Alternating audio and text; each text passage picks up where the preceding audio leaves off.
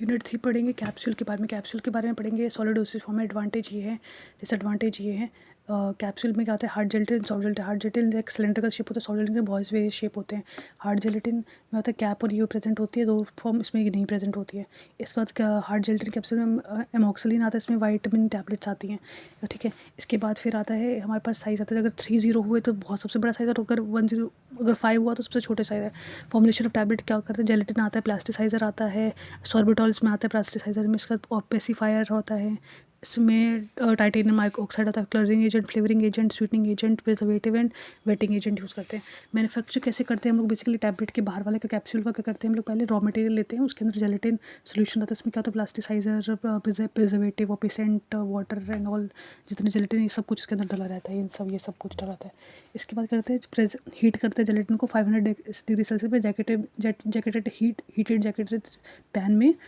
उसके बाद फिर हम लोग यहाँ करते हैं पेन लेते हैं, जो डिपिंग पेन होता है, डिपिंग पेन इसके अंदर नीचे इमर्ज करते हैं। इसके बाद फिर क्या होता है, डिपिंग हो जाता है, उसके बाद ये जो तो स्टेनलेस स्टील का बना होता है, ठीक है। उसके बाद फिर स्पिनिंग करते हैं, गोल गोल घुमाते हैं जिसकी वजह से इवनली स्प्रेड हो। उसके बाद हम लोग ड्राइंग करते हैं उसकी, कैप्सूल ड्राई हो जाए, और फिर हम लोग स्ट्रिपिंग करते हैं, उसको कट करते हैं, हटा मतलब निकाल देते हैं उसको, ठीक है। स्ट्रिपिंग मतलब हटा देना उसको कैप्सूल को। उसके बाद ट्रिमिंग करते हैं, जॉइनिंग करते हैं, ट्रिमिंग अच्छे से ट्रिम कर देते हैं, उसके बाद कैप्सूल को जॉइन करते हैं बॉडी और कैप को। उसके बाद पॉलिशिंग करते हैं। अब कैप्सूल तो बन गया, उसके बाद उसको फिल करना है तो नीचे डालते हैं, पूरा कैप्सूल डालते हैं, और ऊपर फिर उसके ऊपर पिन प्लेट को नीचे लाते हैं, पिन प्लेट को नीचे लाते हैं तो फिर कैप्सूल का कैप सारे ऊपर आते हैं और बॉडी नीचे रहती है। उसके बाद क्या करते हैं हम लोग पाउडर ट्रे से उसको डस्ट कर देते हैं पूरा अच्छे से, लाइक इवनली मिल जाता है हमारे पास, एपीआई इसके अंदर डल जाता है। इसके बाद ऊपर से पिन प्लेट डालते हैं, उसके बाद फिर रबर प्लेट डालते हैं, और फिर कंप्रेस कर देते हैं, और फिर अच्छे से हम लोग कैप्सूल निकाल लेते हैं। उसके बाद कैप्सूल की सीलिंग क्या करते हैं, इनर सील कर देते हैं। इनर एक मतलब ऊपर कैप में ही ना हम लोग वो करते हैं, जेलेटिन का लाइक लगा देते हैं सोल्यूशन, और हम लोग उसको सील कर देते हैं। या फिर हम लोग एक वाले एलिमेंट कैप को हीट के नीचे वाले को हीट कर दे, फिर ऊपर से को अपने आप ही सील हो जाएगा। और स्टोरेज का कंडीशन ये रखा, free range capsule, normal storage, most equilibrium moisture content 3 to 10% like usable हो, या फिर रिलेटिव ह्यूमिडिटी 40 to 60 हो।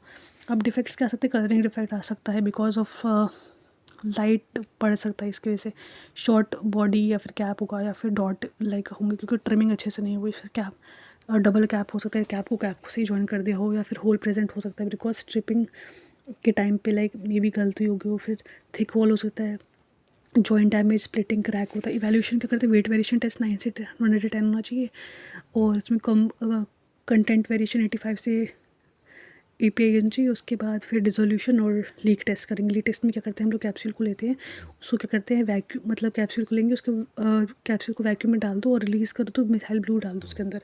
अगर हमें कलर दिखा तो कैप्सूल के अंदर कलर मिला तो वो ख़राब है, नहीं तो सही है। उसका soft gelatin capsule, soft gelatin hermetically seal होता है, इसमें क्या होता है use for gelatin and plasticiser use करते हैं, 5% शुगर भी यूज़ करते हैं। प्लास्टिसाइजर लाइक ब्रिटल कम करता है। सॉफ्ट जेलेटिन कैप्सूल के अंदर जो होता है वो सोल्यूशन भी हो सकता है, सस्पेंशन भी हो सकता है। इसमें lipophilic solution in lipophilic material और सस्पेंशन इन लिपोफिलिक मटेरियल, या फिर solution in hydrophilic material, suspension in hydrophilic material, या फिर एंटेरिक कोटिंग के लिए हम लोग यूज़ कर सकते हैं सोल्यूशन हाइड्रोफिलिक और लिपोफिलिक दोनों।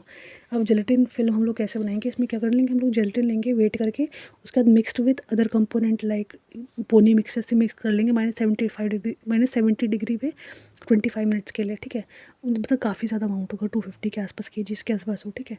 सर फ्लफ़ी मास हमारे पास जो ऑब्टेन होगा उसको हम लोग ट्रांसफ़र करेंगे मेल्टिंग टैंक में।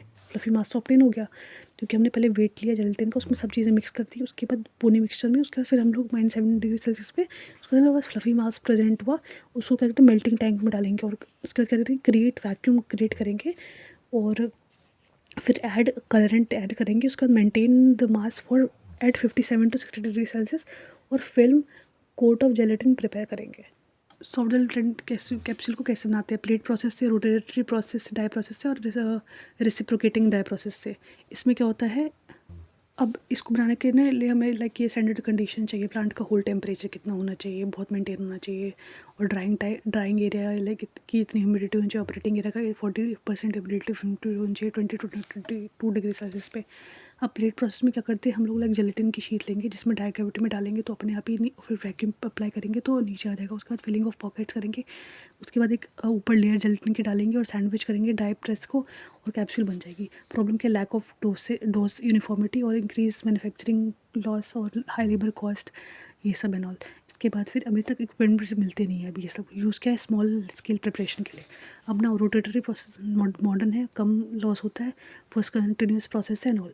इसमें क्या करते हैं हम लोग, ये 2 ड्रॉ हैं, इसके ऊपर से यहाँ से रिबन आता है, जेलेटिन का रिबन, ठीक है। और हम लोग ड्रग कैसे डालेंगे पैलेट्स में, इसके कैप्सूल में कैसे डालेंगे हम लोग, इसके अंदर आएगा ड्रग, ठीक है, ड्रग आएगा और इसे जेलेटिन के वो आएगा, ठीक है, दोनों तरफ से। जेलेटिन कैसे रिबन आ रहा है, ये हमारा हॉपर, लाइक इसमें जेलेटिन टैंक कहेंगे उसको, उसके नीचे फिर कलेक्टिंग बॉक्स आएगा, जो बॉक्स क्या करता है, help in spreading gelatin. Box spreading को हेल्प करता है इस लाइक शीथ में होने के लिए। कूलिंग ड्रम ये है, और जाता है यहाँ से कूल हो जाता है, उसके बाद जेलेटिन रिबन बन जाता है और यहाँ से आता है और ड्रम के थ्रू। और यहाँ इसमें क्या होता है, उसके ऊपर पंप होता है प्रेजेंट, तो बिल्कुल स्पेसिफिक अमाउंट में जाता है ड्रग इस हर एक पैलेट के अंदर। उसके बाद फिर एक यहाँ से ऑरिफिस होता है जिसके थ्रू ये जाता है, और यहाँ कन्वेयर बेल्ट होता है जिससे लाइक वो कैप्सूल कलेक्ट हो जाता है उस पर। थिक जेलेटिन ज़्यादा फिर स्ट्रेंथ होगा, उसका कॉस्ट भी ज़्यादा होगा। इसके बाद इम्पोर्टेंट पॉइंट क्या है कि हम लोग जो जेलेटिन रिबन जेलेटिन है ना, उसमें लुब्रिकेंट अप्लाई करते हैं कि अच्छे से वो हो जाए। तो इसमें इस लुब्रिकेंट होगा, ऑयली ना हो जाए, इसलिए ना हम लोग नेप्था वॉश देते हैं, जिसको ना हटा देते हैं इस ऑयली वाली चीज़ को। इसके बाद thickness of the packing capsule का, तो 1/2 या फिर 2/3 ऑफ दिस इतना होना चाहिए, इसका 2/3 या हाफ होना चाहिए इसका थिकनेस, इस कैप्सूल जो टिन होगा हमारे नीचे। इसके बाद फिर हमारे क्वालिटी कंट्रोल टेस्ट में था शेल्फ लाइफ डिटरमिनेशन, जिसमें अगर एशियन लेड होता है, जिसमें क्या होता है एक्सपायरी डेट डिटरमाइन करते हैं नॉर्मल रेंज, हम लोग टेम्परेचर नॉर्मल टेम्परेचर कंडीशंस में। इसका शेल इंटीग्रिटी टेस्ट में क्या था, टेम्परेचर हम लोग इतना मेंटेन करते हैं, और फिर हम लोग शेल की इंटीग्रिटी चेक करते हैं।